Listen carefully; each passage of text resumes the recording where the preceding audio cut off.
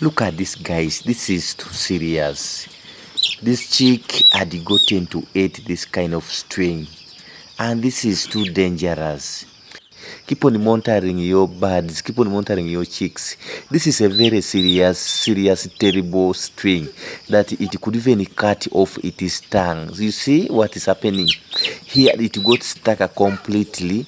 There's no way even the chick could eat. I only heard noise. So if I had delayed, it means that I would have gotten when the string had already removed the tongue.